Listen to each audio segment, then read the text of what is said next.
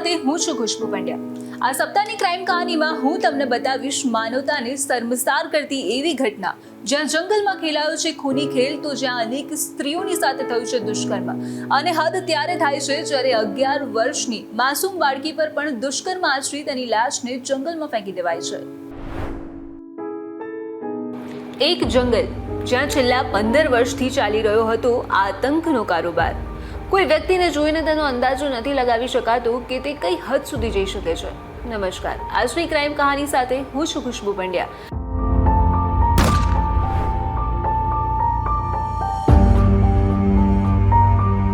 જ્યારે કોઈ પણ ગુના પ્રત્યે અવાજ ઉઠાવવામાં ન આવે ત્યારે ગુનેગારની હિંમત વધતી જાય છે, અને એવામાં જ તે કરી બેસે છે અનેક ગુનાઓ।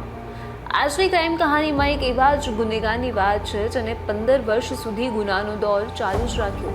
કહાનીની શરૂઆત કરીએ તે પહેલા મનની શાંતિ, આરામ, એકાંત, આ બધી જ વસ્તુ કોઈ પણ વ્યક્તિ શોધી રહ્યો હોય છે, અને યુપીના ગોરખપુર શહેરને અડીને આવેલ એક જંગલ આ માટે બેસ્ટ ઓપ્શન હતું। પણ આ જ જંગલમાં ફેલાયેલો હતો એક એવો આતંક કે લોકો ત્યાં જતા ડરવા લાગ્યા, જેનું કારણ હતું ડાયના। જી હા, સાચું સાંભળ્યું, ડાયના, જેના કામ પણ ડાયનથી ઓછા નહોતા। અત્યાર સુધીમાં તેને હજારો લોકોના સામાનને લૂંટી લીધા હતા, અને સાથે સાથે મોટી સંખ્યામાં મહિલાઓને પોતાના હવસનો શિકાર બનાવતો હતો આ વ્યક્તિ। ચાલો શરૂથી શરૂ કરીએ। કુસુમહી એક એવું જંગલ જે હજારો એકરોમાં ફેલાયેલું છે। અહીંયા લોકો આરામની શોધમાં અક્સર આવતા જતા હોય છે, ખાસ કરીને કોલેજ સ્ટુડન્ટ્સ, લવર અને એવા લોકો જે શાંતિ અને એકાંતની શોધમાં હોય છે। પરિવારથી છુપાઈને અને લોકોની નજરથી બચીને આવતા આ લોકોને ક્યાં ખબર હતી કે તેમની સાથે આગળ શું થવાનું છે? અને આવા જ લોકોનો ફાયદો ઉઠાવે છે દેવેન્દ્ર નિષાદ ઉર્ફ ડાયના। તેના માણસો આ જંગલમાં ફેલાયેલા રહે છે અને ત્યાં આવનારા દરેક વ્યક્તિ પર નજર રાખે છે। જેવું કોઈ યુગલ અહીંયા આવે છે કે તેના માણસો ડાયનાને જાણ કરી દે છે, અને પછી શરૂ થાય છે અસલી ખેલ। ડાયના ક્યારેક પોલીસ કર્મી તો ક્યારેક વન વિભાગ અધિકારી બનીને ત્યાં પહોંચે છે, અને લોકોને સવાલ જવાબ કરવાનું શરૂ કરે છે। ખાસ કરીને ત્યાં આવતા યુગલો અને પ્રેમીઓની તે કડક પૂછપરછ કરતો હતો, અને રહસ્ય ખુલવાના ડરથી તેઓ ડરી જતા હતા, અને આ જ તકનો લાભ ઉઠાવતો હતો ડાયના। ત્યાં પહોંચેલા યુવકને તે બંધી બનાવતો હતો, અને ત્યારબાદ વિડીયો પણ બનાવતો હતો। એટલું જ નહીં, યુવક પાસે ગયેલી યુવતીની તે છેડતી કરતો હતો, અને કેટલાક પર તો તેને બલાત્કાર કરીને વિડીયો પણ ઉતાર્યા હતા। ત્યાં આવતા યુગલ અને પ્રેમી પરિવારની જાણ બહાર આવેલા હોવાથી તેઓ ફરિયાદ પણ નોંધાવી શકતા નહોતા, અને આ જ તકનો લાભ લઈને તે તેમને બ્લેકમેલ કરતો હતો કે સોશિયલ મીડિયા પર તે વિડીયો વાયરલ કરી દેશે। આવું કહીને તે લોકો પાસેથી પૈસા પડાવતો રહ્યો। છેલ્લા 15 વર્ષથી તે આ વારદાતને અંજામ આપતો રહ્યો, કારણ તેના ખિલાફ ક્યારેય કોઈ કમ્પ્લેન ફાઇલ જ નહોતી થઈ। કદાચ આનો ભોગ બનેલા લોકો જાહેર શરમના ડરથી તેમના પર થયેલા અત્યાચારને ખરાબ સપનું માનીને ભૂલી જવું જ બહેતર સમજ્યું હશે। હર કાળી રાત કે બાદ સવેરા હોતા હી હૈ। ડાયનાએ પણ એક એવી ભૂલ કરી કે જેને તેની કાળી રાતોનો અંત લાવ્યો। એક દિવસ જ્યારે કુશીનગરનો એક આધેડ તેની પ્રેમિકા સાથે આ જ જંગલમાં સમય પસાર કરવા આવ્યો, ત્યારે ડાયના ફરી એકવાર તેના ઓફિસર રૂમમાં આવ્યો અને પહોંચ્યો તેમની પાસેથી પણ પૈસા પડાવવા। પણ આ વખતે ડાયનાએ જે વિચાર્યું હતું તેવું ન થયું। તેને 10,000 રૂપિયા લેવા માટે એક એવી ભૂલ કરી દીધી જે તેને જેલના સળિયા સુધી લઈ ગઈ। જ્યારે તેને તેમની પાસેથી પૈસા માંગ્યા ત્યારે યુવતીએ કહ્યું, મારી પાસે ઓનલાઈન પૈસા છે, કેશ નથી, અને ડાયનાની લાલચ તેને લઈ ડૂબી। તેને યુવતી પાસેથી ઓનલાઈન પૈસા ટ્રાન્સફર કરાવ્યા, અને પછી શું, યુવતીએ પોલીસ સ્ટેશનમાં જઈને કમ્પ્લેન કરી, અને ડાયનાના કાળા કામોનો અહીંયા જ અંત આવ્યો। પોલીસે એક જાળ બનાવી અને તેને સકંજામાં લીધો। આ વચ્ચે એવું પણ સામે આવ્યું કે ગામના લોકો માટે તો તે મસીહાથી બિલકુલ ઓછો નહોતો। તે તેની 2 પત્ની સાથે રહેતો હતો, અને કોઈ જાણતું નહોતું કે આ શરીફ દેખાતા ચહેરા પાછળ એક હેવાન અને લૂંટેરો છુપાયેલો છે। જ્યારે પોલીસે તેની ધરપકડ કરી ત્યારબાદ જેલમાં મોકલતા પહેલા મેડિકલ ટ્રીટમેન્ટ માટે મોકલાયો, ત્યાં રિપોર્ટ ખૂબ જ ચોંકાવનારો આવ્યો હતો। ડાયના HIV પોઝિટિવ મળી આવ્યો, અને ત્યારબાદ તેને આઇસોલેટ કરીને અલગ બેરેકમાં રાખવામાં આવ્યો છે, જ્યાં તેને કોઈને મળવાની પરવાનગી નથી। પોલીસને તેની પાસેથી નકલી પોલીસ આઈડી પણ મળી આવી હતી, ને પોલીસ પણ એ વાતથી પરેશાન હતી કે આખરે આના વિશે કોઈએ ફરિયાદ કેમ નથી નોંધાઈ। પણ આખરે ડાયનાને તેના કર્મોનું ફળ મળી ગયું અને તે અત્યારે જેલના સળિયા પાછળ છે. માનવતાને શર્મસાર કરતી એક એવી ઘટના જે જાણીને તમે પણ હચમચી જશો. એક 11 વર્ષની માસૂમ બાળકી પર એક નરાધમે રેપ કર્યો. ઝાડની છાલથી ગળું દબાવીને તેને મારી નાખી છે. આ 11 વર્ષની દીકરી તેના દાદા દાદી સાથે રહેતી હતી અને તેના માટે તે જ તેના મા બાપ હતા. પણ એક હેવાનની હેવાનિયતે આ પરિવારનું સુખ, ચેન અને સર્વસ્વ છીનવી લીધું. આ ઘટના બની છે સુરત જિલ્લાના ઉમરપાડાના જંગલ વિસ્તારમાં, જ્યાં દીકરી તેના દાદા દાદી સાથે રહેતી હતી અને તેના માતા પિતા તેની સાવકી માતા સાથે રહેતા હતા. ગામથી થોડાક દૂર સવારનો સમય હતો અને દીકરી રોજની જેમ ગાયો ચરાવવા માટે જંગલમાં જાય છે. પણ આ માસૂમને ક્યાં ખબર હતી કે જંગલમાં કાળા માથાનો શૈતાન ઘાટ લગાવીને બેઠો છે. સવારે લગભગ 11 વાગ્યા હશે. ગાયો તો ચરીને ઘરે પરત ફરી, પરંતુ તેમની સાથે ગયેલી દીકરી પરત ન ફરી. અને જ્યારે દીકરી ઘરે ન પહોંચે તો ચિંતા તો કોઈ પણ મા બાપને થાય જ. એટલે તેના દાદા અને દાદી ચિંતાતુર બનીને તેને શોધવા નીકળ્યા. ગાયો જ્યાં ચરવા જતી હતી એ બધા જ વિસ્તારોમાં શોધ કરી, પણ દીકરી. ત્યારબાદ દાદાએ ગામના લોકોને વાત કરી અને પછી દરેક લોકો તેની શોધમાં લાગ્યા. શોધતા 3 દિવસ વીતી ગયા, પણ દીકરી ક્યાંય ન મળી. પછી ગામના લોકોએ કહ્યું કે તમારે પોલીસ સ્ટેશન જવું જોઈએ. ત્યારબાદ તેના દાદાએ પોલીસ સ્ટેશન જવાનું નક્કી કર્યું અને જ્યારે તેઓ પોલીસ સ્ટેશન જઈ રહ્યા હતા ત્યારે તેમને એક ફોન આવે છે અને આ ફોન તેમના દીકરાનો જ હતો. થોડો કોઈ સમય બગાડ્યા વગર તેમણે તરત જ આ ફોન ઉઠાવ્યો. સામેથી એક ધ્રુજતો અવાજ તેમને સંભળાયો. તેમણે પૂછ્યું, શું થયું બેટા? તો તેમના દીકરાએ કહ્યું, આપણી દીકરી મળી ગઈ છે, પણ મૃત હાલતમાં. આટલું જ સાંભળતા દીકરીના દાદાના પગ નીચેથી જમીન ખસી ગઈ. તેમની આંખો ભરાઈ આવી અને એવું લાગતું હતું કે જાણે તે ભાન ભૂલી ગયા હોય. આવું સાંભળ્યા બાદ દાદા કઈ રીતે રોકાઈ શકે? તે તરત જ તેના દીકરી પાસે પહોંચે છે અને ત્યારબાદ જુએ છે તેમની વહાલ સોઈ દીકરીની લાશ. દાદા શોકમાં ગરકાવ થઈ ગયા. તેમની દર્દનાક ચીસોથી જંગલ વિસ્તાર પણ ખળભળી ઉઠ્યો, કેમ કે તેની લાશ ઓળખાય તેવી હાલતમાં જ નહોતી. લાશ કોહવાયેલી હાલતમાં મળી આવી હતી. બીજી તરફ ગ્રામજનોએ પોલીસ સ્ટેશને ફોન કરીને જાણ કરી કે 3 દિવસથી ગુમ આ દીકરીની ડેડ બોડી મળી આવી છે. દીકરીની ડેડ બોડી 6 થી 7 કિલોમીટર અંદર જંગલમાં મળી આવી. ત્યાં વાહન લઈને જવું મુશ્કેલ હતું, તેથી પોલીસ જંગલ ખાતાની સ્પેશિયલ કાર લઈને ઘટના સ્થળે પહોંચી. એક નજરે એવું લાગતું હતું કે કોઈ ઝેરી સાપ કરડી ગયો હશે, કેમ કે તેની બોડી આખી કાળી પડી ગઈ હતી. પણ જ્યારે વધુ તપાસ થઈ ત્યારે તેનો એક હાથ તેના શરીરથી અલગ હતો અને સાથળના ભાગમાં બચકા ભરેલા હતા. તે જોઈને લાગી રહ્યું હતું કે કોઈ જંગલી જાનવરે તેને ફાડી ખાધી હશે. પણ પોલીસને આ વાતથી સંતોષ ન થયો. ત્યારબાદ ઘટના સ્થળનું વધુ બારીકાઈથી નિરીક્ષણ કરતા એક એવો ખુલાસો થયો કે જેને બધાને હચમચાવી દીધા. તેના મૃતદેહ પરના કપડાં ગાયબ હતા. તો જો કોઈ જંગલી પ્રાણીએ તેના પર હુમલો કર્યો હોય તો શરીર પર ફાટેલા પણ કપડાં તો હોવા જ જોઈએ. એ ક્યાં ગયા? ત્યારબાદ પોલીસે ઘટના સ્થળની આજુબાજુ વધુ નિરીક્ષણ કર્યું. એમાં જે ટેકરી પર ડેડ બોડી મળી હતી ત્યાંથી 150 મીટર દૂર પાણીના ખાડામાં તેના કપડાં મળ્યા. જ્યારે મીનાનું એક ચપ્પલ ટેકરી પર અને ડેડ બોડી પાસે, તો એક ચપ્પલ નીચે પાણીના ખાડામાં મળ્યું. એટલે પોલીસના મનમાં સવાલ થયો હતો કે જો મીનાનું મોત ટેકરી પર થયું હોય તો તેના કપડાં અને ચપ્પલ નીચે પાણીના ખાડામાં કઈ રીતે આવ્યા?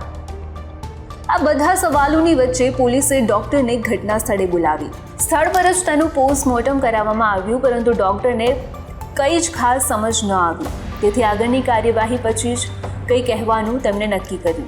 પણ હવે સવાલ એ થાય છે કે શું આ હત્યા થઈ છે કે પછી આકસ્મિક મોત? અને જો આ હત્યા છે તો આ હત્યા કરી કોણે? પોલીસ તપાસમાં એક વાત સામે આવી, જેમાં કોઈએ કહ્યું કે એક પાઘડીવાળા વ્યક્તિએ આ દીકરીની હત્યા કરી છે અને તેને આ વ્યક્તિને જોયો પણ છે. જ્યારે પોલીસે આ મામલે વધુ સવાલ પૂછ્યા ત્યારે તેના જવાબ સાંભળીને પોલીસને તે વ્યક્તિ પર શંકા ગઈ અને તેની વધુ કડકાઈથી પૂછવા પર ચોંકાવનારા ખુલાસા થયા. વડગામમાં રહેતો એક વ્યક્તિ કરિયાણાની દુકાન ચલાવે છે. ત્યાં એ દીકરી ચોકલેટ તેમજ અન્ય ચીજવસ્તુઓ લેવા માટે અવારનવાર આવતી જતી હોય છે. ત્યાં આરોપી ફતેહસિંહ ખેતરમાં ખેત મજૂર તરીકે કામ કરતો હતો. એટલે આ દીકરી જ્યારે દુકાને આવતી ત્યારે તેને વિકૃતિ નજરથી જોતો રહેતો હતો. તેને ઘણીવાર નોટિસ કર્યું છે કે તે દુકાને વસ્તુ લેવા એકલી જ આવે છે. તે વિસ્તારમાં 2 ઘરો વચ્ચે અંતર હતું. માણસોની અવરજવર સાવ નહિવત હતી અને આ હેવાન રાહ જોઈને બેઠો હતો કે ક્યારે તે એકલી મળે અને તેની સાથે વાત કરે. અને તેને આ મોકો મળ્યો જ્યારે દીકરી ગાયો ચરાવવા માટે નીકળી. ગાય ચરતી ચરતી ટેકરાની બીજી બાજુ નીચે ઉતરી ગઈ અને મીના ગાયોને વાળવા માટે જેવી ટેકરાની નીચે ઉતરી કે તરત જ ફતેહસિંહે તેની સાથે બળજબરી કરી. ફતેહસિંહે તેને સંબંધ બાંધવા દબાણ કર્યું અને દીકરીએ આ વાત પોતાના દાદાને કહી દેવાની ધમકી આપી. અને આ ધમકીથી વધુ ઉશ્કેરાઈને ફતેહસિંહે જંગલના ઝાડની છાલમાંથી બનાવેલી દોરી જો તેણે ખિસ્સામાં રાખી હતી તે લઈને તેણે તેના હાથ આગળની સાઈડ બાંધી દીધા. પછી તેણે મોઢે ડૂમો દઈ અને બળજબરી કરવાનું શરૂ કર્યું. આ દરમિયાન તેના હાથ છૂટી જતા બૂમો પાડવા લાગી. તેણે ફતેહસિંહનો પ્રતિકાર કર્યો એટલે ફતેહસિંહે ગુસ્સામાં તેના હાથ પાછળ લઈ જઈને દોરીથી બાંધી દીધા અને પગ દુપટ્ટાથી. પછી તેની સાથે દુષ્કર્મ આચર્યું. દુષ્કર્મ આચર્યા બાદ પણ ફતેહસિંહ અટક્યો નહોતો. તેણે જંગલમાં ઉગેલી વેલથી તેનું ગળું દબાવી દીધું. અહીં તેની ડેડ બોડી કોઈ જોઈ જશે એવો તેને ડર લાગ્યો એટલે તેણે ડેડ બોડીના હાથ પગ છોડીને તેને પાણીના ખાડા પાસે ફેંકી દીધી. ત્યાં પણ તેને ડર લાગ્યો કે ખાડામાં પાણી બહુ હતું નહીં અને તેની બાજુમાં જ ખેડૂતોના બળદગાડા નીકળે તો મૃતદેહ ધ્યાનમાં આવી જશે. આથી તે મીનાની ડેડ બોડી ફરી ટેકરી ઉપર લઈ ગયો. ત્યાં મૃતદેહ નીચે મૂકીને ફરી દુષ્કર્મ આચર્યું. ત્યારબાદ મૃતદેહ ત્યાં જ મૂકીને તે જતો રહ્યો.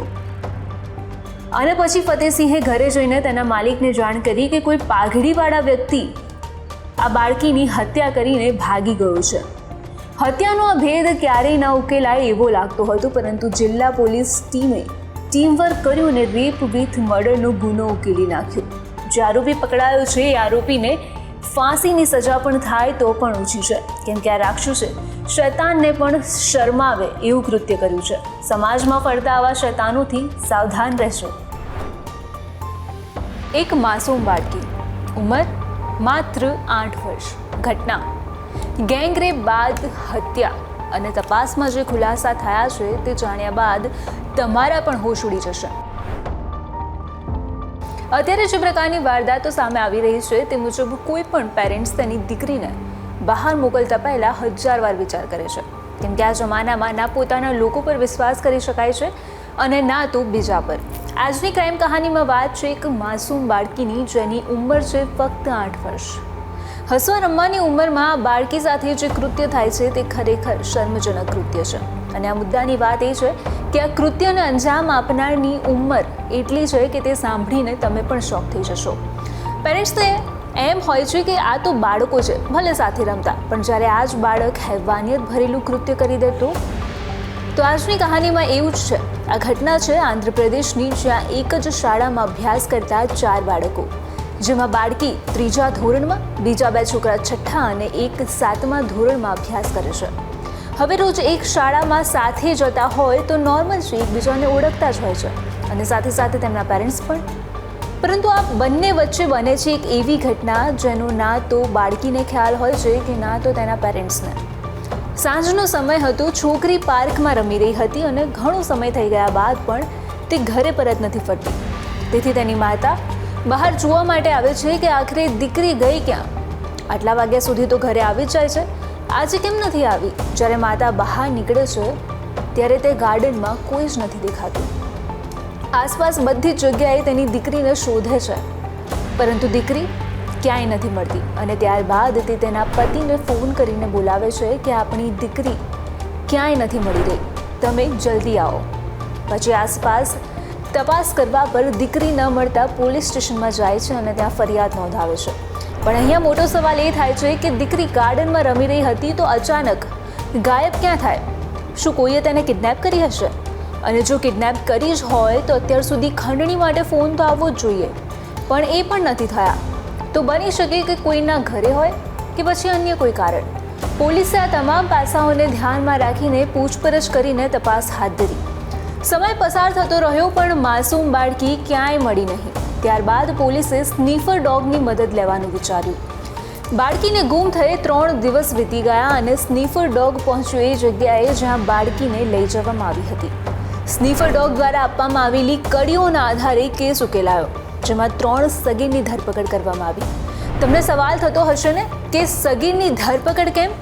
તો આ માટે કહાનીમાં થોડા પાછળ જઈએ. જ્યારે આ બાળકી ગુમ થઈ હતી, જ્યારે તે ગાર્ડનમાં રમી રહી હતી, ત્યારે તેની પાસે 3 છોકરાઓ આવે છે જે તેની જ શાળામાં ભણતા હોય છે અને પછી તે બાળકી સાથે વાત કરે છે કે સાથે રમે છે.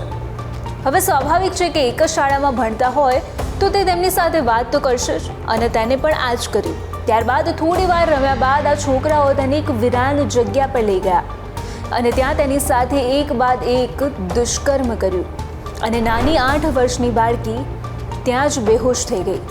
ત્યારબાદ આ સગીર વયના 3 છોકરાઓ ડરી ગયા કે જો આ ઘરે જઈને તેના મમ્મી પપ્પાને કહી દેશે તો, અને આ જ ડરથી તેમણે આ બાળકીને મારી નાખી અને એક નહેરમાં ફેંકી દીધી. આટલો ગંભીર ગુનો આચર્યા બાદ 3 બાળકો જાણે કશું બન્યું જ નથી તેમ નિયમિત રીતે દિનચર્યા ચાલુ રાખી. પણ જ્યારે સ્નીફર ડોગ દ્વારા આપવામાં આવેલી કડીઓના આધારે આ સગીરોની પૂછતાછ કરવામાં આવી ત્યારે આ વાતનો ખુલાસો થયો કે તેઓએ છોકરીને પાર્કમાં રમતી જોઈ અને તેની સાથે રમવાનું શરૂ કર્યું. ને આ પછી તેઓ બાળકીને મુચુમરી ડેમ પાસે એકાંત સ્થળે લઈ ગયા જ્યાં તેઓએ તેની સાથે બલાત્કાર કર્યો.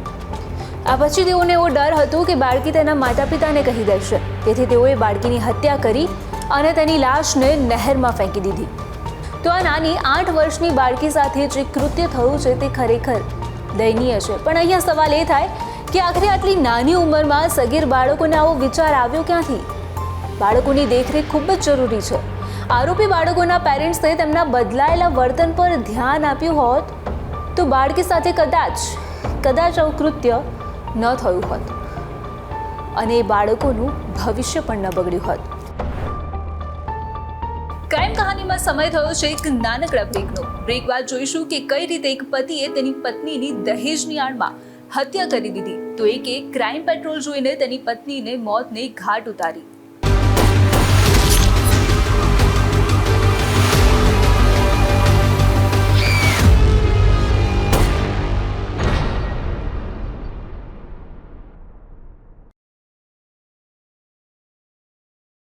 બ્રેક બાદ આપનું સ્વાગત છે. આગળ વાત કરીશું એ હેવાન પતિની જેને તેની જ પત્નીને મોતને ઘાટ ઉતારી દીધી.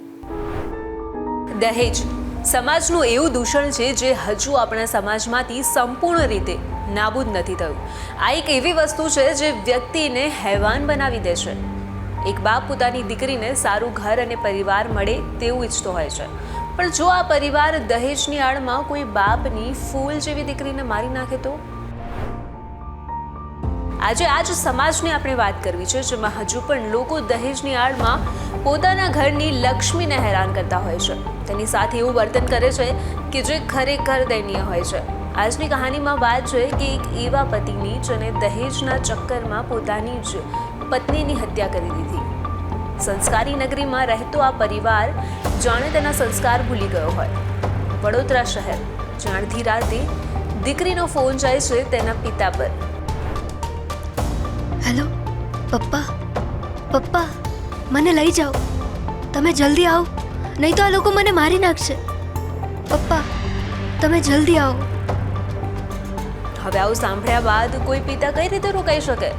દીકરીનો જેવો ફોન પત્યો કે પિતા તરત જ ત્યાંથી નીકળી પડ્યા દીકરીની સાસરીએ જવા. પણ આપણે કહાનીમાં આગળ વધીએ તે પહેલા વાત કરીશું કે આખરે એવું તો શું થયું? કેમ દીકરીએ હળબળાટમાં તેના પિતાને બોલાવ્યા? તો આજથી થોડા વર્ષો પહેલા નિશાર બાનુના લગ્ન મોઇન ખાન પઠાણ સાથે પરિવાર રાજી ખુશીથી કરાવે છે. જ્યારે તેમના લગ્ન થાય તે પહેલા છોકરાના પરિવારે દહેજની માંગણી કરી હતી. ત્યારે નિશાર બાનુના પિતાએ તેમણે લગ્ન સમયે એક બાઇક પણ લઈ આપ્યું હતું. થોડા સમય બાદ મોઇન ખાનની માંગણીઓ વધતી જ ગઈ. કોઈની કોઈ માંગ તે તેની પત્ની સામે કરતો રહ્યો અને જો તે ન માને તો તેને મારતો હતો, અપશબ્દો બોલતો અને જુદી જુદી રીતે તેને હેરાન કરતો રહ્યો.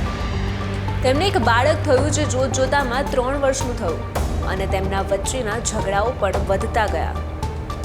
દીકરીએ રોજબરોજના ઝઘડાથી કંટાળીને તેના પિયરમાં વાત કરી, પણ દીકરીનો પરિવાર સચવાઈ રહે અને તૂટે નહીં તે માટે થઈને નિશાર બાનુના પિતા તેને સમજાવીને સાસરીમાં મોકલી દેતા હતા. પણ થોડા મહિના પહેલા મોઇન ખાને 22,000 રૂપિયાની માંગણી કરી. તેને તેની પત્નીને તેના પિયરથી પૈસા લઈ આવવા માટે કહ્યું અને જ્યારે તેને ના પાડી ત્યારે મોઇન ખાને તેની પત્નીના ઘરે પહોંચ્યો અને કહ્યું, અરે મેં કીધું ને મારે 22,000 રૂપિયાની જરૂર છે અને તમે મને રૂપિયા નહીં આપો તો હું તમારી દીકરીને તમારા ઘરે મૂકી જઈશ, મારી સાથે નહીં રાખું. બસ આટલું કહીને તે ત્યાંથી નીકળી જાય છે. આમ દહેજની માંગણી ન સંતોષવા મોઇન નિશાર બાનોને હેરાન પરેશાન કરતો જ રહ્યો અને દહેજની આ જ માંગણી સાથે એક દિવસ મોઇન ખાન અને તેની પત્ની વચ્ચે ખૂબ જ મોટો ઝઘડો થઈ ગયો અને મોઇન ખાને તેની પત્નીના માથા પર મારી દીધો લોખંડનો તવો. લોહીથી લથબથ નિશાર બાનુને કંઈ જ સમજાતું નથી અને તે તેના પિતાને ફોન કરી દે છે અને કહે છે કે તમે જલ્દી અહીંથી મને લઈ જાઓ, નહીં તો આ મને મારી નાખશે. નિશાર બાનુના પિતા જ્યારે ત્યાં પહોંચે છે તો દીકરીને આ હાલતમાં જોઈને પડી ભાંગે છે. પોતાને જેમ તેમ કરીને સંભાળીને ઈજાગ્રસ્ત દીકરીને સારવાર અર્થે હોસ્પિટલ પહોંચાડે છે, જ્યાં સારવાર દરમિયાન મોડી રાત્રે તેનું મોત નીપજે છે. પણ આ બધાની વચ્ચે સવાલ એ થાય કે તેના પતિ મોઇન ખાનનું શું થયું? તો જ્યારે તેને ખ્યાલ આવ્યો કે તેને શું કરી દીધું તો ડરીને તે ત્યાંથી ઉત્તર પ્રદેશ ભાગી ગયો અને થોડા કલાકો બાદ જ્યારે તેને ખ્યાલ આવ્યો કે તેની પત્નીનું મૃત્યુ થઈ ગયું તો તે પરત બરોડા આવ્યો અને ત્યાં જ પોલીસે તેની ધરપકડ કરી લીધી. આ વ્યક્તિએ લાલચમાં આવીને 3 જિંદગીને બરબાદ કરી દીધી. એક તો પોતાની, બીજી તેની પત્નીની અને ત્રીજી તેના બાળકની, કે જેને હજુ તો દુનિયા જોવાનું શરૂ જ કર્યું હતું અને તેનાથી અને તેના માથેથી માતા પિતા બંનેની છત્રછાયા છીનવાઈ ગઈ. કહાની પ્રેમની, જ્યાં માર, મોત અને છે સસ્પેન્સ. કોઈકને અહીં પ્રેમ કરવાની સજા મળે છે તો કોઈકને દગો. પ્રેમ કરવો શું ગુનો છે? લોકોના અલગ અલગ મત હોઈ શકે છે, પણ આજે વાત આવા જ બે પ્રેમીઓની કરવી છે જેની કહાની એકબીજાથી અલગ છે. શરૂઆત મધ્યપ્રદેશના નીમચથી કરીએ, જ્યાં એ પ્રેમીને તેની પ્રેમિકા સાથે ભાગીને લગ્ન કરવાનું ભારે પડ્યું, કારણ કે તેને સમાજની વિરુદ્ધ જઈને લગ્ન કર્યા હતા.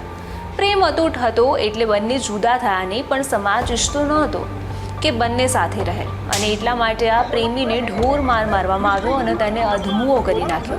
છતાંય પ્રેમીએ હિંમત ન હારી અને તે સાથે જ રહ્યો. મધ્યપ્રદેશના નીમચથી વિપરીત ઘટના ઘટી કેરળમાં, જેની કહાની હેરાન કરનારી છે. વાત છે વર્ષ 2007ની, જ્યારે કલા અને અનિલે તેમની પરિવારની વિરુદ્ધ જઈને લવ મેરેજ તો કરી લીધા, પણ બંને અલગ અલગ જ્ઞાતિના હોવાથી તેમના પરિવારના લોકોએ આ લગ્નનો સ્વીકાર ન કર્યો, પણ પરિવારની તે સાથે જ રહેતા હતા. થોડા સમય બાદ અનિલ આફ્રિકા જતો રહ્યો તો કલા તેના સાસરિયા વચ્ચે ઝઘડા વધતા ગયા. જ્યારે અનિલ પરત ફરે છે ત્યારે પણ તેમની વચ્ચે એટલા ઝઘડા થતા હતા. પણ આ ઘટનાક્રમ વચ્ચે એક એવી વાત સામે આવી છે કે કલા તેના પ્રેમી સાથે ભાગી ગઈ છે. થોડા સમય પછી અનિલે પણ મન મનાવીને બીજા લગ્ન કરી લીધા. સમય પસાર થતો ગયો અને આ વાતને 15 વર્ષ વીતી ગયા. પણ અનિલના એક શબ્દે અચાનક 15 વર્ષ સુધી દફન થયેલા એક રાજને ખુલ્લા પાડી દીધા. તમને સવાલ થતો હશે કે અનિલે એવું તો શું કહ્યું? તો એના માટે ફરી એકવાર તમારે 15 વર્ષ પાછળ જવું પડશે. એ દિવસે જ્યારે અનિલ અને કલાનો ઝઘડો થયો હતો. અનિલ અને કલાના ઝઘડા વધતા જઈ રહ્યા હતા અને અનિલને એવો શક હતો કે કલાનું બીજા કોઈ સાથે અફેર છે અને આ જ ઝઘડાઓથી પરેશાન થઈને અનિલ અને કલા વચ્ચે ઝપાઝપી થઈ ગઈ. ત્યારબાદ અનિલે ગુસ્સામાં આવીને કલાનું ગળું દબાવી દીધું અને આમાં જ કલાનું મૃત્યુ થઈ ગયું. જ્યારે કલાને મૃત જોઈ ત્યારે અનિલ ડરી ગયો કે હવે શું થશે. પછી તેના પરિવારના સભ્યોની મદદ લઈને કલાના શરીરના ટુકડા ટુકડા કરી નાખ્યા અને ઘરની પાછળ આવેલી ટાંકીમાં ફેંકી દીધા. પણ અહીંયા તમને એવો સવાલ થતો જ હશે કે કલા તો તેના ઘરેથી ભાગી ગઈ હતી તેના પ્રેમી સાથે, તો પછી આ બધું? તો અનિલના આ કાંડનો ખુલાસો ન થઈ જાય તે માટે જ તેના પરિવારના સભ્યોએ એક અફવા ઉડાવી કે કલા તેની પ્રેમી સાથે ભાગી ગઈ છે. પછી શું? બધાએ વાત પર વિશ્વાસ કરી લીધો અને તેને શોધવાનો કોઈ પ્રયત્ન સુદ્ધા ન કર્યો. પણ અહીંયા ફરી એક સવાલ તમને થતો હશે કે તો 15 વર્ષ બાદ અચાનક આ વાત કઈ રીતે સામે આવી? તો તેના મૂળમાં છે એક ચિઠ્ઠી જે 15 વર્ષ બાદ પોલીસને મળી, જેમાં કહેવાયું હતું કે કલાના પતિ અને તેના જ પરિવારના સભ્યોએ તેની હત્યા કરી દીધી છે અને તેનો મૃતદેહ ઘરની પાછળ ટાંકીમાં ફેંકી દીધો છે. ત્યારબાદ પોલીસ ઘટના સ્થળે પહોંચી અને ત્યાંથી નીકળ્યા 15 વર્ષ જૂના કંકાલ. પણ આ ચિઠ્ઠી પોલીસ સુધી પહોંચી કઈ રીતે? તો ફરી એકવાર રિમાઇન્ડ કરીએ. જ્યારે અનિલની તેની બીજી પત્ની સાથે ઝઘડો થાય છે ત્યારે તે તેને મારી નાખવાની ધમકી આપે છે અને અજાણતા બોલી જાય છે કે તને પણ મારી પહેલી પત્નીની જેમ જ મારી નાખીશ. પછી અનિલની બીજી પત્નીએ જ પોલીસને એક નનામો પત્ર લખ્યો, જે બાદ પોલીસ સક્રિય બની અને કાતિલ પ્રેમી પતિનો અહીંયા ભાંડો ફૂટી ગયો. પ્રેમ, નફરત અને હચમચાવનારી હત્યા. સંબંધોમાં શંકાનું એવું ભૂત ધૂણ્યું કે જેણે એક પરિવારને વેર વિખેર કરી નાખ્યો. હીરાથી ચમકતું શહેર એટલે સુરત. પણ આ સુરતના ભાડોદરા ગામમાં હત્યાનો એક એવો કેસ સામે આવ્યો જેણે પોલીસને પણ વિચારતી કરી દીધી. કહાનીની શરૂઆત એક બેરલ મળવાથી થાય છે. સામાન્ય રીતે પ્લાસ્ટિકના બેરલનો ઉપયોગ પાણી કે પછી બીજી કોઈ વસ્તુ ભરવા માટે થતો હોય છે. પણ આ બેરલમાં ના તો પાણી હતું કે ના તો બીજું કોઈ પ્રવાહી, પણ તેની અંદર જે હતું તે શંકા ઉપજાવનારું હતું. આ બેરલ સિમેન્ટથી ભરેલું હતું અને આ સિમેન્ટની વચ્ચે છુપાઈ હતી એક લાશ. આસપાસના લોકોનું આ બેરલ પર ધ્યાન પડતા તરત જ પોલીસને જાણ કરાઈ. પોલીસ ઘટના સ્થળ પર પહોંચી અને જ્યારે જોયું ત્યારે લાશ કોહવાયેલી હાલતમાં હતી. એટલે કે એનો અર્થ એ થયો કે આ લાશ આજકાલની નથી, તેને પડી રહ્યાને ઘણા દિવસો વીતી ગયા હશે. પોલીસે આ બેરલને મૃતદેહ સાથે જ નવી સિવિલ હોસ્પિટલમાં પોસ્ટમોર્ટમ રૂમ સુધી પહોંચાડ્યો અને બેરલને કાપીને આ મૃતદેહને બહાર કાઢવામાં આવ્યો. મૃતદેહ બહાર આવતા જ ખ્યાલ આવ્યો કે આ મૃતદેહ એક મહિલાનો છે અને આ સાથે જ ઊભા થયા છે અનેક સવાલો કે આખરે આ મહિલા છે કોણ અને કોણે કરી છે આ મહિલાની હત્યા? શું કારણ હતું આ હત્યા પાછળનું? આ મૃતદેહ મળતા સાથે અનેક સવાલોના જવાબ શોધવા પણ મુશ્કેલ હતા. પરંતુ પોલીસની અલગ અલગ 6 જેટલી ટીમો અને ક્રાઇમ બ્રાન્ચની અલગ અલગ 7 ટીમ આ ગુનાનો ભેદ ઉકેલવા માટે બનાવવામાં આવી. પણ પ્રશ્ન એ હતો કે તપાસની શરૂઆત કરવી ક્યાંથી? તેથી ઘટના સ્થળની આજુબાજુના જગ્યા પર તપાસ હાથ ધરાઈ, જેમાં 200થી વધારે સીસીટીવી કેમેરાના ફૂટેજ ચેક કરવામાં આવ્યા. સોસાયટીમાં તપાસ હાથ ધરાઈ. લેબર કન્સ્ટ્રક્શન સાઇટ પર જઈને પણ તપાસ કરવામાં આવી, પણ કોઈ જ પુરાવો ન મળ્યો. પોલીસ અહીંયા થાકી નહીં, તપાસની એક અલગ થિયરી અપનાવી. પોલીસે હત્યારાને પકડવા પ્લાસ્ટિકના બેરલ પર લખેલા બેચ નંબરના આધારે તપાસ શરૂ કરી અને ગોડાઉનના આસપાસના સીસીટીવી કેમેરાની તપાસ કરવામાં આવી. અને આ જ તપાસમાં પોલીસને મળ્યા એક સીસીટીવી ફૂટેજ અને આ જ સીસીટીવીને આધારે પોલીસ આરોપી સુધી પહોંચી. જ્યારે પોલીસે આરોપી સંજય પટેલની ધરપકડ કરી ત્યારે ચોંકાવનારા ખુલાસા થયા. પ્લાસ્ટિકના બેરલમાં મળેલો મૃતદેહ સંજયની જ પત્નીનો હતો. ચાલો કહાનીમાં થોડા પાછળ જઈએ અને એ દિવસની વાત કરીએ જ્યારે આ ઘટના ઘટી હતી. સંજય તેની પત્ની સાથે તો રહેતા હતા, પણ બંને વચ્ચે મતભેદોએ મોટું રૂપ ધારણ કરી લીધું હતું અને આ જ કારણે મોટા ઝઘડા થતા રહેતા હતા. થોડો સમય આવું ચાલ્યા બાદ સંજયને તેની પત્ની પર શંકા થવા લાગી કે તેનું બીજા કોઈની સાથે અફેર છે અને આ જ સવાલોની વચ્ચે ગૂંચવાતા સંજયે તેની પત્નીના આના વિશે પૂછવાનું ઠીક સમજ્યું. પણ જ્યારે સંજયે તેની પત્નીને આ વિશે પૂછ્યું તો બંને વચ્ચે ઝઘડો થયો અને ઝઘડો એટલો વધી ગયો કે ગુસ્સામાં આવીને સંજયે તેની જ પત્નીનું દુપટ્ટા વડે ગળું દબાવી દીધું અને તેનું મોત થઈ ગયું. લોકોને આ વિશે ખબર ન પડે તે ડરથી સંજયે તેની પત્નીની લાશને પ્લાસ્ટિકના બેરલમાં મૂકી દીધી અને તેની ઉપર નાખી દીધો 50 કિલો સિમેન્ટ. સંજયે તેની પત્નીની લાશને 2 દિવસ સુધી ઘરમાં જ રાખી. તમને સવાલ થતો હશે ને કે તેને ઘરમાં લાશ કેમ રાખી હતી? તો તે એવા મોકાની તલાશમાં હતો જ્યારે તે લાશને ઠેકાણે લગાવી શકે અને ત્યારબાદ તેને નક્કી કર્યું પ્લાસ્ટિકના બેરલમાં સિમેન્ટ નાખીને તેને ફેંકવાનું. અને આ માટે તેને 4 મજૂરોની મદદ પણ લીધી હતી. તેને મજૂરોને એવું કહીને લાવ્યો કે મારા ઘરે એક બેરલમાં માતાજીના પૂજામાં ઉપયોગમાં આવેલી કેટલીક વસ્તુઓ પડી છે અને તેને પાણીમાં પધરાવવાની છે. તેથી મજૂરોએ તેની મદદ કરી અને લાશ ભરેલું બેરલ ઘરમાંથી ઉંચકીને બાઇક પર મૂકી આપ્યું અને સંજયે લાશને સગે વગે કરી નાખી. જ્યારે પોલીસે સંજયની પૂછપરછ કરી ત્યારે પત્ની બહાર ગઈ હોવાનું જણાવી ગોળ ગોળ વાતો કરી. પરંતુ આરસામાં જ સંજયની 5 વર્ષની પુત્રી ત્યાં આવી પહોંચી અને પુત્રીએ તરત જ કહ્યું કે મમ્મી 4-5 દિવસથી ઘરે નથી આવી, બહાર ગઈ છે. અને પોલીસે કપડાં બતાવતા દીકરી ઓળખી ગઈ અને કહ્યું કે આ તો મમ્મીના જ કપડાં છે. અને બસ અહીંયા સંજયનો ભાંડો ફૂટી ગયો. પોલીસે સંજયને જેલના સળિયા પાછળ ધકેલ્યો છે અને આગળની કાર્યવાહી હાથ ધરી છે. તો આ સપ્તાહની ક્રાઇમ કહાનીમાં બસ આટલું જ. આપણે ફરી મળીશું એક નવી કહાની સાથે. ત્યાં સુધી જોતા રહો ન્યૂઝ કેપિટલ. નમસ્કાર.